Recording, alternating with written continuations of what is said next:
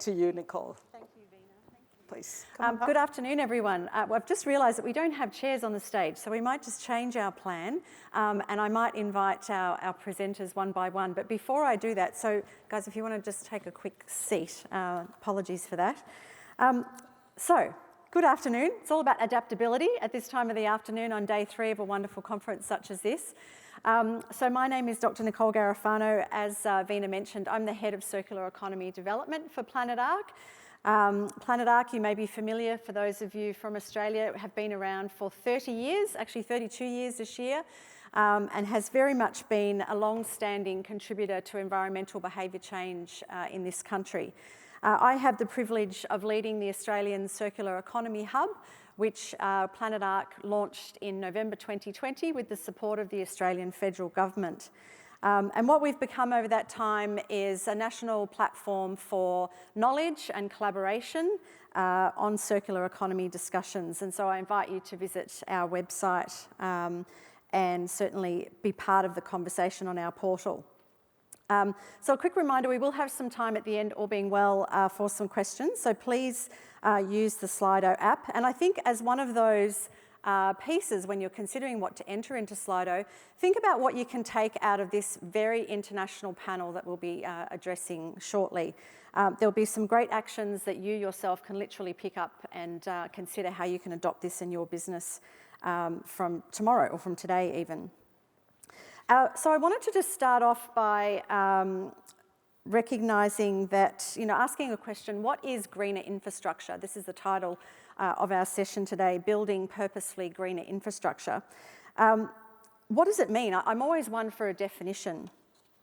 And I think when we look at a definition that's represented in this space, certainly from the World Green Infrastructure Network, they suggest that green infrastructure refers to any vegetative infrastructure system which enhances the natural environment through direct or indirect means.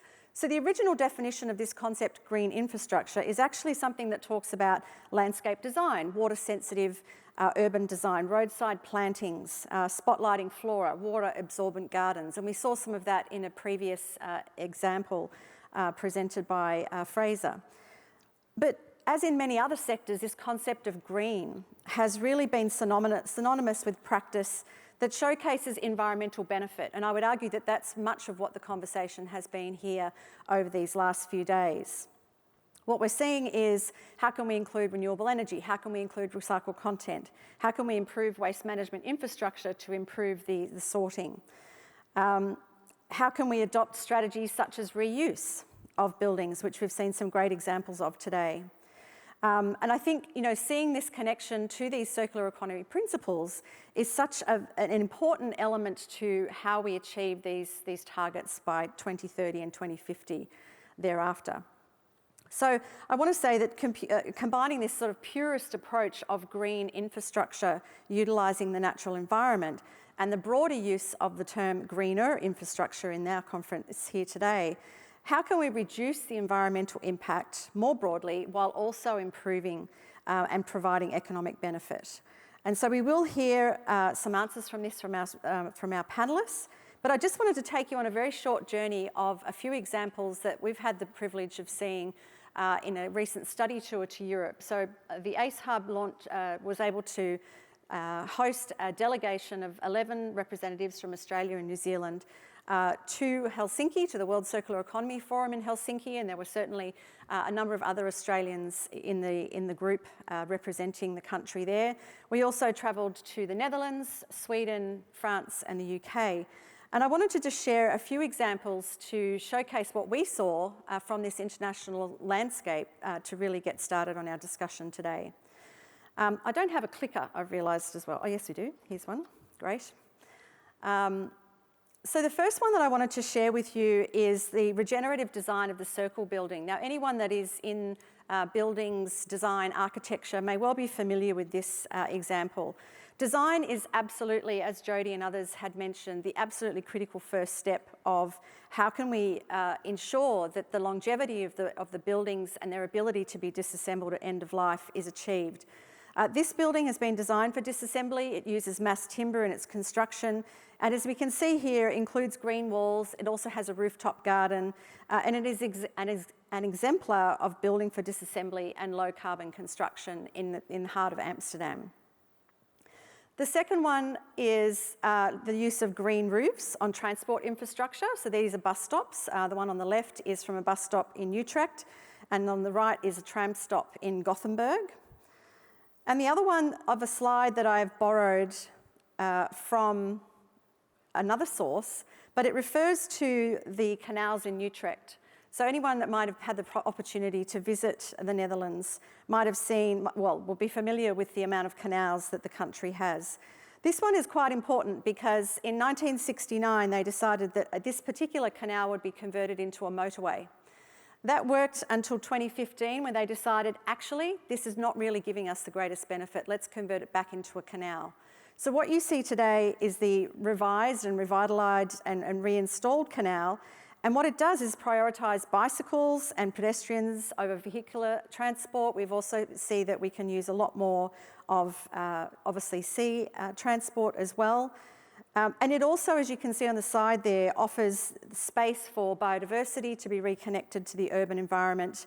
And using these rewilded verges is not just something in Utrecht, but it's something that's used across the Netherlands. So no need for mowing, rather encouraging biodiversity, importantly bees, and obviously a way to collect rainwater. I just wanted to show you one last slide that all of these examples connect with something that Lisa introduced earlier, which is the ladder of circularity. So this is a very practical application of what does it mean to adopt circular business models. It starts with refuse to say, do we need it in the first place? Is it necessary?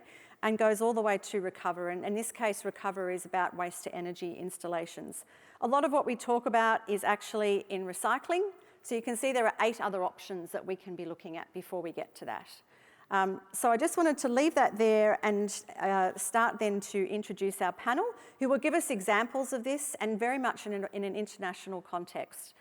We've got visitors from New Zealand, from Ireland, and from the UK. And so I'll introduce my first speaker, which is Amelia Burnett, Associate Director for the InfraTech program at the Global Infrastructure Hub, who was also referenced already today. So we look forward to hearing what Amelia has to say. Thank you. Oh, we've got chairs.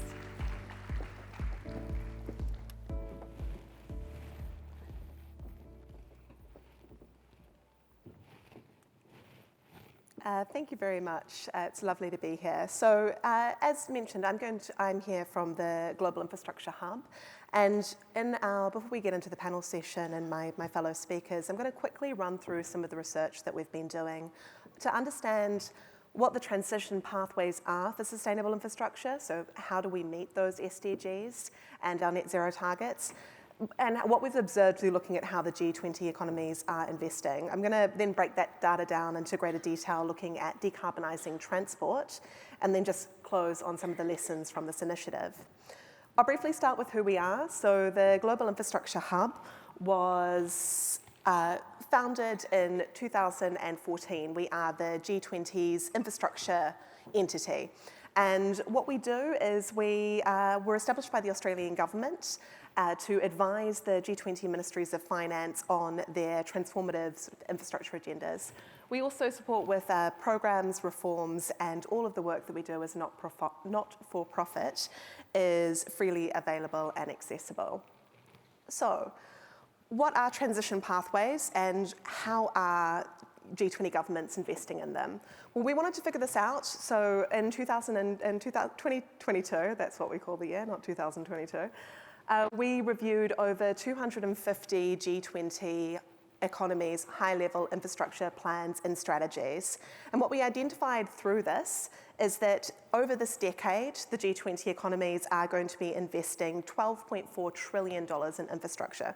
And of course, with the challenges that we're all familiar with in the infrastructure space, it's critical that that investment is in line and driving towards our SDG goals and our climate targets.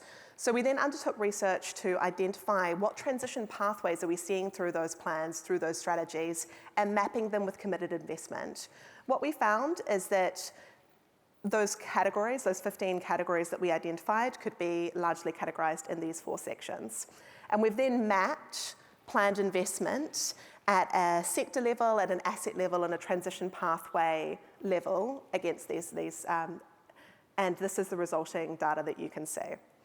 So just to break down what you're looking at, the middle bar chart is the investment expressed as percentage of country GDP, and the bar on the right is the number of G20 economies that feature that transition pathway. So you can look at them in comparison. How much is being invested and how many of the G20 economies have plans in place to meet those targets. So if we start off with decarbonisation and mitigation, what you can see straight off the bat is significant investment, and the highest trend being in increasing the share of renewable energies. And also you can note that 19 of the economies have that, have targets set out for that in their strategies.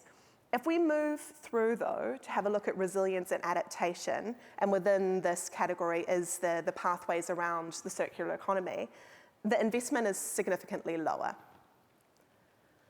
When we move through, unsurprisingly, investment trends around infrastructure for improved social outcomes is overall the highest area of investment. And that makes a lot of sense. You know, infrastructure, as we're going through economic recovery, investment in infrastructure stimulates jobs, stimulates the economy, but also there is that strong commitment through the Sustainable Development Goals around increasing access to education, to healthcare, and there's a strong infrastructure component of that as well. If we finish on this last category, this is what we call pathway amplifiers. So this is the investment, the strategies, the targets that are actually going to help achieve those first 3 categories. So this is investment in InfraTech, so new technologies and new innovations in the way in which we deliver and build and operate our infrastructure, but also that investment in increasing the digitalization of government, so e-government as well, and maximising public digital infrastructure. So let's have a look at how Australia compares. So this is the G20 average. So what you can see up here is the G20 average investment across these pathways, and I'm going to overlay Australia on top of that. So I hear a slight gasp. It does look low, but this is because a lot of investment in Australia and infrastructure in Australia is actually happening at a sub-national level. And we've heard over the course of this conference, and I've definitely heard today, about the great work that's happening here in the state. So that is why, and you know, to give you a sense of a comparison, Canada, total GDP, when we go through this, for investment in infrastructure is at 2.6% of GDP, compared with Australia, where that national infrastructure investment is sitting at 0.5% in GDP. So this grain of salt, this is not necessarily reflective of Australia's process, but more progress, but more looking at a national level. So let's have a look at a sector level. What I'm going to start to do is, bar graphs are great, but let's have a look at the story that they tell and the data that sits behind them. This shows you transition pathways at a sector level. What you can see up here is a heat map. Blue is where you are seeing more. Zero is indicated as white, so lighter less, darker more. You can see that the majority of the investment in the renewable space is happening in the energy sector. And what we're not seeing is a huge amount in other sectors. And why I'm pointing that out is because the IEA have pointed out that only 50% of the technologies that we will need to hit our 2050 targets around decarbonisation exist. So, and renewables is only half of the solution as well. So there's still scope for more investment to happen in that space. If we focus in and start to focus in on transport, which contributes 16% of the world's greenhouse gas emissions, plus the related embodied carbon from the construction process, decarbonising the transport sector is going to be really critical for meeting our net zero goal. So if we have a look here, you can see this is where we've identified that there's a lot of potential. There is in that increasing investment in decarbonising transport, but also increasing the investment in digitisation and the use of technologies to do that. I'll quickly run through what it looks like at a greater level of detail, because what we can see is we need 3 critical elements in place in order to actually achieve greater uptake of sustainable infrastructure. The first being that we've got the goals in place. So this gives you a sense of the goals that we're observing through the policy. So you can see we've grouped these into 8 categories, 22 metrics. And when you go down into what do they actually look like, it's largely around length. So what is the length of the road? What is the kilometres of railway? It's less around targets specifically in decarbonisation. And when we look at the strategies that are in place to reach those goals, we can start to see where there are more gaps and where there's more work that can be done. So I've picked the 4 relevant decarbonisation pathways for transport. And when we compare it to overall investment in the sector, so you've got the lighter blue as the overall investment, and then the darker blue is the investment that is aligned with decarbonisation, there's quite a gap. And then we go into the subsectors, you can see that come through, and that the overall focus is around road transport, around decarbonisation. But when we break down what that actually looks like, even though most of the investment is happening in transport, it's mostly in roads, and most of the decarbonisation in that space is around actually buying new vehicles, electric vehicles, vehicle infrastructure, rather than looking at the roads themselves. And that is that we are seeing as a trend across other asset types. So we're seeing that in heavy rail, in airports and ports, as well as in active and shared mobility. So in its simplest sense, we can consider this to be an investment gap in decarbonising transport. But of course, what's missing from this data is the data around how the decarbonising of assets themselves, which is something that we're starting to look at in the next phase of this project. So, as mentioned, there are 3 factors. There's having the goals in place, there's having the strategies, how do you meet the goals, and then there's also looking at the implementation. So what can you do at a project level? And this is a space where we've been partnering with multi-development banks to have a look at ways in which we can support at that implementation level. Because a lot of the investment in roads, it's harder to attract financing for, particularly from a development perspective, because there is that commitment to meeting the Paris targets and the Sustainable Development Goals. So we've been looking at what is the role that technology can play in improving the bankability or the feasibility and the outcomes from these road transport projects. So we recently partnered with 8 of the multilateral development banks in order to understand where they're currently using technology or saw great potential for technology to improve the resilience, sustainability, and performance of roads in emerging markets. And quickly through this initiative, we were able to co-design a program for identifying those where the priority areas are, but also identifying technologies, which I'm happy to take people through in greater detail after this session. We identified a top 5 and presented them to the MDBs, and now what we're working for is how do we get the value for money assessment of these interventions right? So how do we show what the benefits are beyond just cost savings? And we're developing that process at the moment. This shows you the initial benefits that we've been able to quantify from applying those top 5 technologies in terms of in emerging market settings. So quickly to finish up, the lessons from this work are that there is a lot of ongoing work happening in the decarbonisation and mitigation space, both in terms of policies being developed, but also in terms of organisations such as IEA, IRENA, Bloomberg, CPI, the World Resources Institute in this space. There is still a significant data gap around decarbonisation potential of infrastructure assets, which we haven't been able to identify, and if you have that data, please share it with us.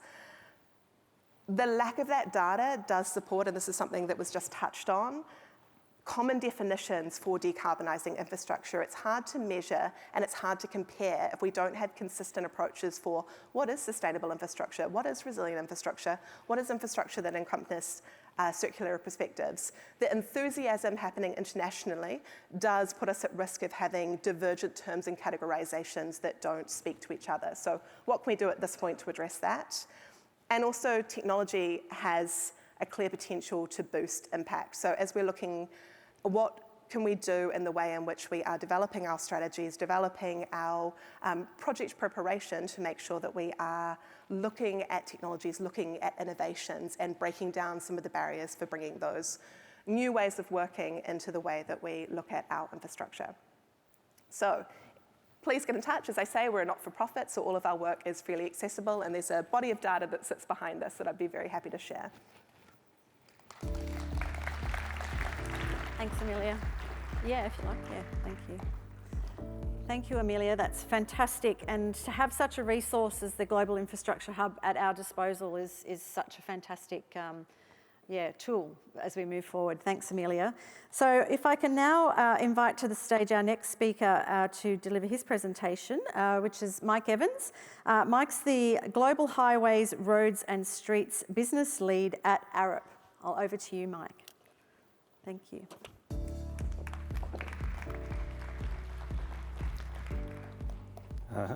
Hello, everybody. I'm really pleased to be here, really enjoying listening how circular economy has been applied here. And what I wanted to do this afternoon was just talk a little bit about what circular economy means to me and how I use it as a designer and planner of road and street infrastructure. So hoping that I can figure out how to move the slides. The green button, great. Thanks. So, what keeps me awake at night? What do I need to think about in how I do my job? Sustainability, decarbonisation, equity have always been important. We also have the emergence of inflation. So we have a problem with the amount of available resources we have, money to do what we need to do. And circular economy really helps me address those issues and that thinking.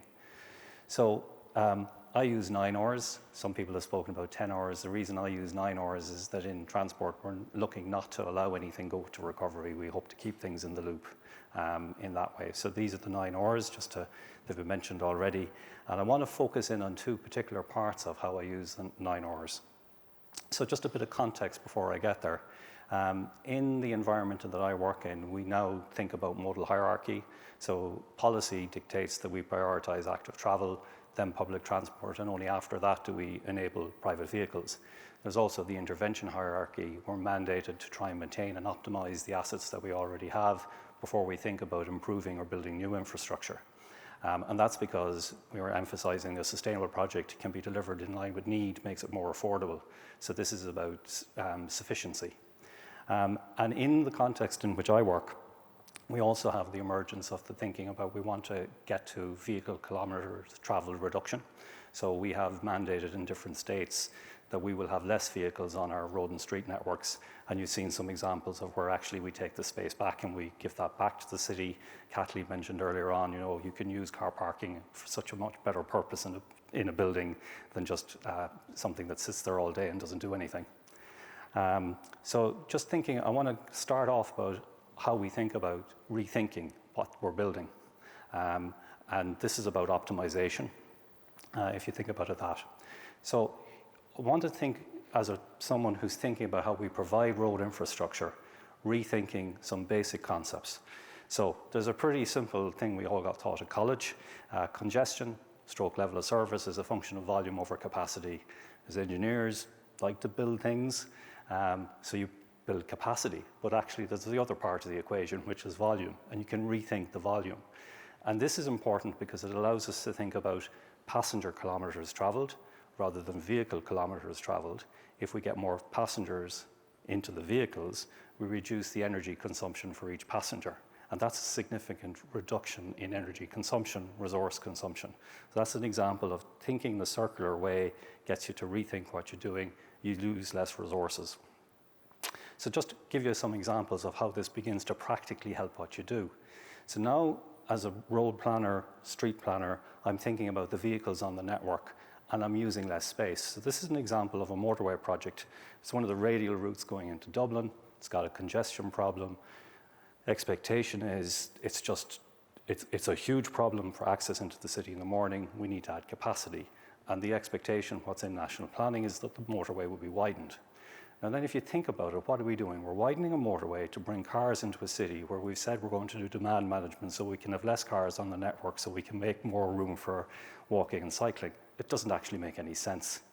And if, as we want to do, as Kathleen pointed out earlier on, have less cars, so we can take back some of the car parking space.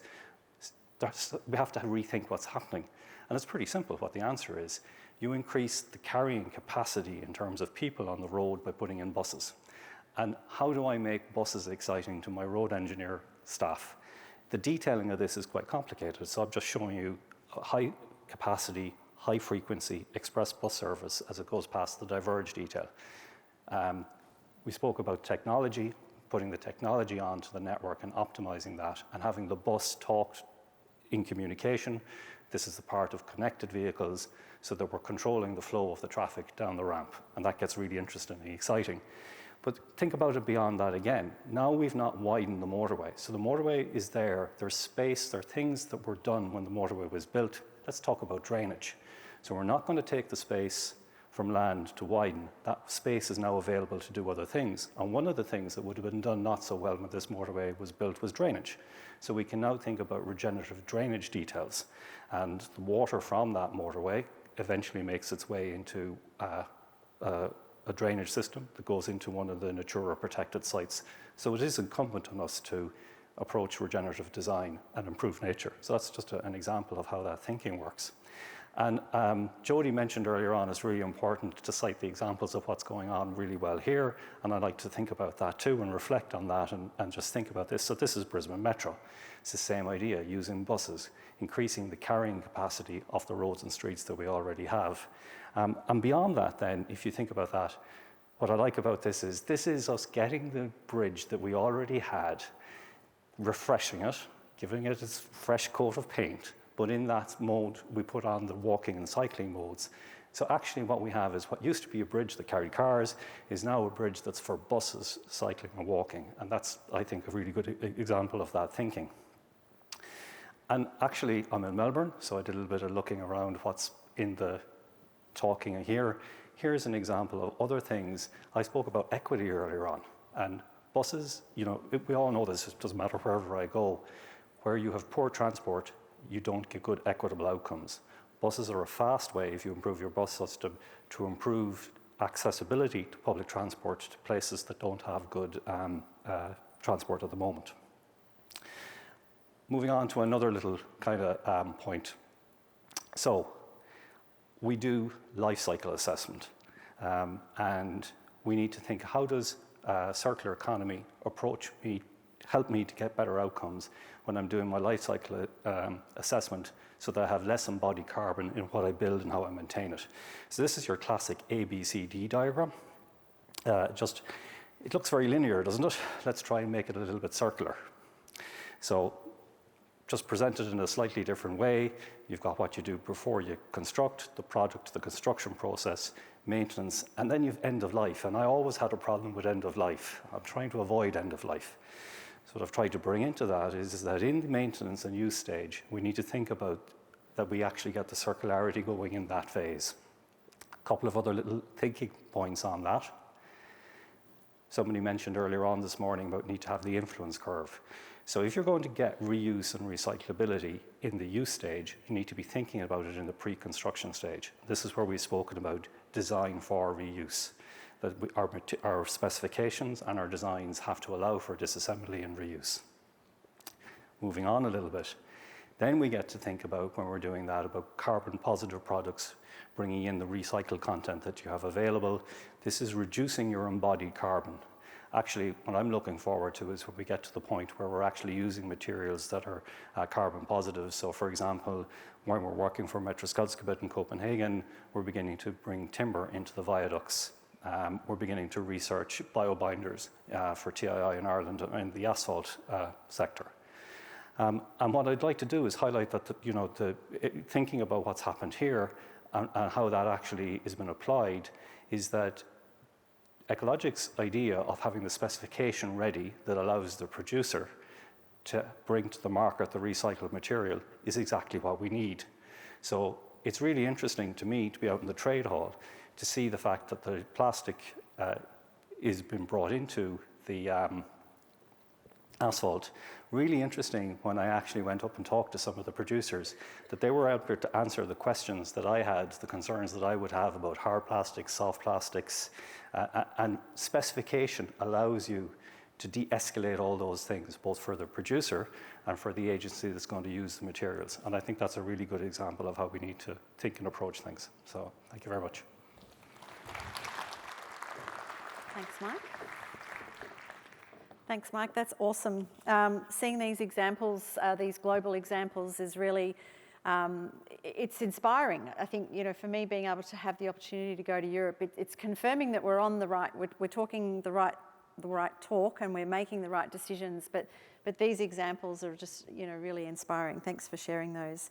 And our last speaker, if I can invite to the stage, is the CEO for ReLondon, Wayne Hubbard. Wayne is actually joining us from London, and thanks to Jodie and her team at Oricon for enabling Wayne's visit with us this afternoon. So over to you, Wayne. Just the little green button. Hi, everyone. I've got loads to say, so I'm going to be really quick. I'm going to skim through a load of this stuff. My name's Wayne Hubbard. I'm from an organisation called ReLondon.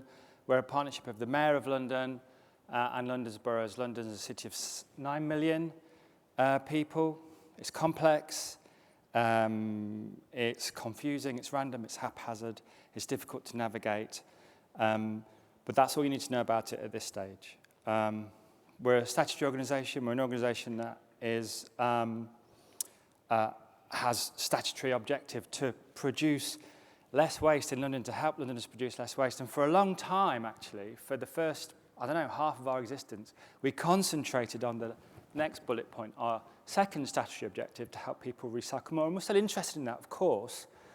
But I'm much more interested now in that first point, and I'm going to tell you why. And I'm going to tell you why the circular economy is the only way to address that point. And I'm also going to tell you why, what our theory of change is, and that circular economy is not just a thing to achieve in and of itself because it's a good thing. It's a thing to achieve because it will save the world, okay?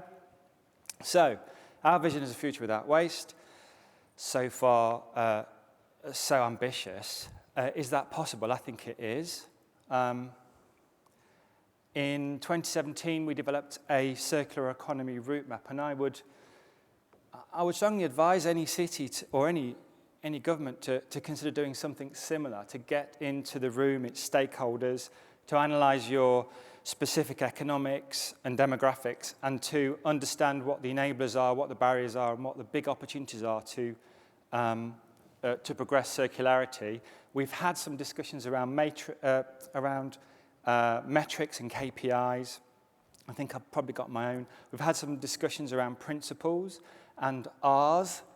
I've got some more principles and I've got some more business models for you.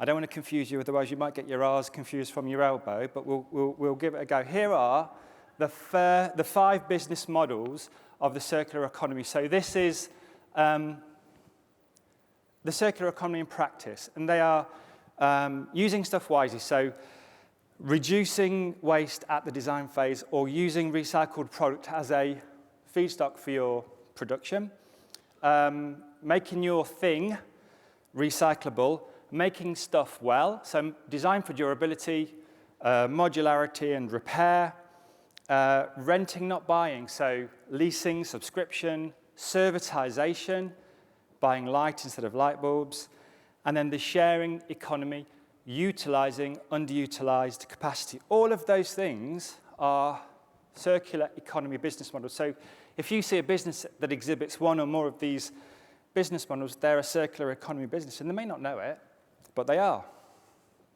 Our circular economy route map identified these 5 focus areas. Most cities will have, will share some. There'll be some differences that will identify the specifics and of the locality and the economic and the demographics of your city. But these were the ones we chose for London. And at the end, I'll just talk quickly about a specific case study on our built environment. But this is the bit I really wanted to talk to you about. In 2018-19, 2019, maybe 2020, the C40 produced a report called The Future of Urban Consumption in 1.5 Degrees C World, published by ARUP and the University of Leeds.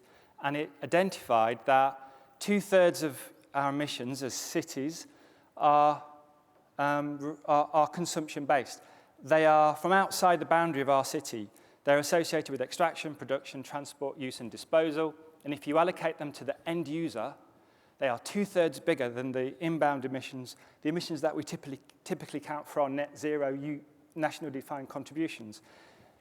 And furthermore, as Lisa said this morning, that one down there that says completing the picture identified that 45% of global emissions were associated with materials, and that they cannot easily be abated by a shift to renewable energy. We can only abate those emissions by behaviour change or systems change, and that, I would argue, is why a circular economy will save the world and why we must do it. If we don't do it, well, disastrous climate change. So by design or by disaster, the world will change and your behaviour will change. So my suggestion to us is that we should design that, and we should design it through a circular economy and avoid, as much as we can, climate disaster. Another KPI, I suppose, is that we monitor our consumption-based emissions in London. And to give you an idea of the pathway to achieve that 1.5 degrees C temperature rise under the Paris Agreement, cities in Northern Europe and London have a consumption-based emission per capita of around about 12 tonnes. That has to halve by 2030, and by 2050, to remain in that pathway, it needs to be 0.7. And that will require significant behaviour change, which means, ladies and gentlemen, less meat in your sandwich, I'm afraid to say. So less beef at conferences like this. It means less clothing, less new clothing, more durable clothing, more sharing of clothing, more sharing of transport, more renewable transport, which is, I guess, what you're all here to think about. So your futures are guaranteed in this wonderful new world, but we must do it by design or by disaster. The circular economy, in my view, offers, with a plethora of business opportunities and a plethora of different businesses, some of which you will engage with, better business models and better ways of engaging with the economy than the linear alternatives. It offers citizens a range of tools which they can reduce their consumption, often without even realizing it. Like, for example, food sharing apps, clothing rental apps, second-hand clothing. All of these things are becoming more and more normal. Electric scooter hire. It's all part of the circular economy. So together we believe we can save the world one behaviour at a time. We're all part of that. The C40 Cities network is part of that. Melbourne and Sydney are part of that network. And as part of the C40 leadership standards, they have to start leading on thinking about how they can reduce consumption emissions that are created outside their cities. So C40 are part of this change. It's going to happen, and it's happening already. In London, we have, or my organisation, we have these three parts of our programme. We have a business transformation team that helps support circular businesses from startup to maturity. So we provide them with business support. We don't provide them with sustainability support. They don't need that. They need business advice, support, and help. We help local authorities increase their recycling, and we help with citizen engagement and behaviour change. One of the outcomes of the route map process was the development of a circular economy statement requirement for all of the biggest developments in London. So all the big residential developments and commercial developments now have to be accompanied by a circular economy statement, which is that. You can get this off the website. Actually, it's really good. You know, you could copy and paste it into your own draft documents if you wish. The work has already been done. It requires work at each phase of construction and a post-construction report. It has 6 principles, which I'm not going to tell you about now, but they're in the document. So we've got 5 business models, 6 principles, 9 R's, a ladder, and then Jodie's 3 principles. I want to thank Jodie and Oricon for inviting me over here, and thank you all for your time. Thank you very much. Have a seat, Wayne. Yeah, thank you. Thanks, everyone. I think we've got, thank you very much, Wayne. I think we've got a few minutes, yes, I think we've got about 8 minutes or so to take some questions. So if you are not already popping them into Slido, we don't see them on the screen here just yet, but to get things started, I just wanted to ask a quick question of Amelia. Amelia, you mentioned that investment in renewable energy was seen in your analysis as something that was sort of an overriding piece. How do we get that transition to go, renewable energy is important, we know that addresses 55% of global emissions, but how do we, what sort of roles do you see the global infrastructure playing in getting the other areas invested in?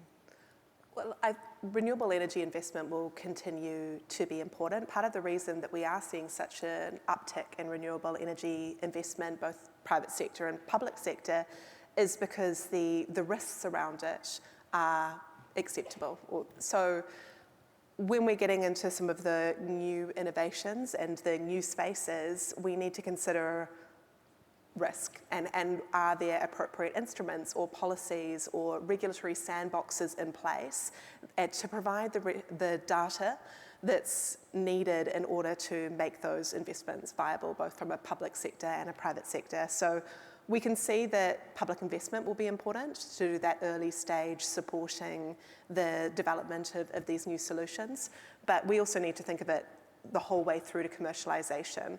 What can we do at each stage, from early stage R&D through to full commercialisation, and really focusing particularly for technology companies on that valley of death from pre-commercialisation. You've got a successful pilot. Yeah. There's often, I can't specify a specific technology, or there is some barrier that's happening that's preventing that to scale. So we've got some, if you head to our website, we've got some effective approaches for attracting that investment, both in the technology but also into sustainable investment. So in the interest of time, I'll direct you there for those resources. Thanks, Amelia, that's wonderful. We've got some good questions coming through here. I did see one pop up about how to get stakeholders on board, and I think that one was directed to you, Wayne, but I was also going to ask a similar question of Mike.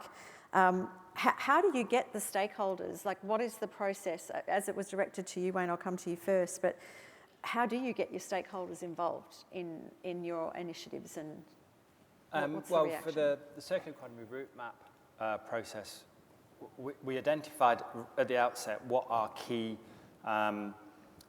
foci, is that a word? Focuses should be for London, and they were fairly obvious, actually. In most cities, they drop out fairly obviously. And then you can look along your kind of, who are the key stakeholders in your city? What are the key sectors? And for London, it's government, media, academia, citizens, third sector, civil society, that kind of thing. And you can very quickly come up with a list, and then you invite them and engage them. And yeah, it's not a problem in that context, getting them engaged. Then coming up with an agreed action plan, that takes time and effort, obviously. Yeah. But we went through that process in a kind of matrix-like way. And then the wider stakeholders, you have to be, I think, quite sophisticated in segmenting your citizen market, understanding who the barriers are. For us, 16 to 24-year-olds in London are hard to reach target market. Really? Hard to reach? Yeah, hard to reach, okay. And they do the least recycling. Really? Absolutely. Yeah, they love the plastic stuff, and they really love all the messaging, but they're also very busy, very transient. London is a complex place, and so we find that they are the hardest to target in terms of actually doing the work. Yeah, right. Okay. And Mike, in your experience, I made a note earlier of how do you get the thinking around, your linear but bringing the circles back to the end of life? How do you get that thinking into your projects with ARUP? So first of all, you need to understand. So we all need to read, and we need to rethink. There's a question there. You have to start with rethinking and wondering why you're doing something. Over the course of the last couple of days, I've heard an awful lot of people talk about the procurement process. I really agree with that. What we've got to figure out in the procurement process is how do we share the value of what we're trying to capture. So there's a question there, what am I frustrated in Europe? We're investing an awful lot in environmental product declarations. We're bringing that into the system. We're not quite there yet with capturing the enormity of all this data and getting how we use it. The market that we already have is an economic market. It captures very, very well economic value. We're all familiar with the pencil and how all the different components and how that works. We're not there. What I'm encouraged by is in the Netherlands, watching what has happened with Waterstaat, where we work with them on the circular economy, talking to producers and seeing how they're competing on the reuse of the material, having the information on a section of road that's going to be resurfaced, knowing what the material that they're taking up is going to be, and then listening and observing the different approaches where they're competing against each other, not just economically, but on reuse. And I'm also looking forward to, and I mentioned it earlier on, we talk about nature positive. It's not just nature positive in terms of giving space back to nature, but thinking about the extractive processes that we use and measuring how they impact on nature, so that we're measuring the product chain going all the way down and seeing, okay, that product came from here and it impacted on nature, and that's a traceability issue. So, it's frustration and optimism at the same time. You've got to be optimistic. One of the things I think you've got to do is you've got to start, and then you reflect on what went wrong and what went well, and iterative approach. That's what design is, an iterative process. You don't always get it right first time. Yeah, fantastic. I think the Netherlands, in our experience, is they provide wonderful examples. One of the ones that we heard of and saw was the bridge bank. So bridges in the Netherlands, when they've got a predicted end of life, it actually goes onto like an eBay for bridges that's run by Waterstaat, which is a fantastic initiative. And it's one of my proudest projects, Van Bernard Bridge, where we took an enormous tide arch down, floated it down the canal, refurbished it, and brought it back and put it back in place. And awesome. Pretty awesome. Yeah, great. We've got some other questions coming through here. The one at the top, I think, has been upvoted, yes. So you've discussed the social impacts of circularity. How have you each been able to consider unique access barriers to ensure equity and access? How have you each been able to consider unique access barriers to ensure equity? I'll start with you, Wayne.